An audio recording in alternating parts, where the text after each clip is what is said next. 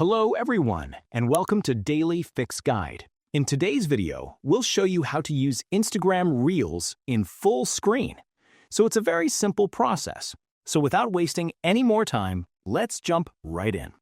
So all you have to do is just simply open your Instagram, then open any reel that you want, like this one over here.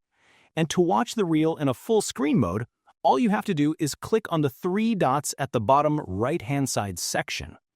Then you should be able to see an option called View Full Screen. Just simply click on that, and then it'll go into the full screen mode. Now, I cannot show you directly as I'm recording the video, but the moment you click on this View Full Screen option, the video will go to full screen. And then you can even zoom into the video or pause the video. Whatever you want to do, you can do it right over there. So that's it. Now you know exactly how to play an Instagram Reel in full screen. So I hope you find this video helpful.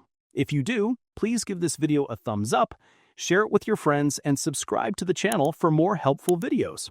So thank you for watching, and take care.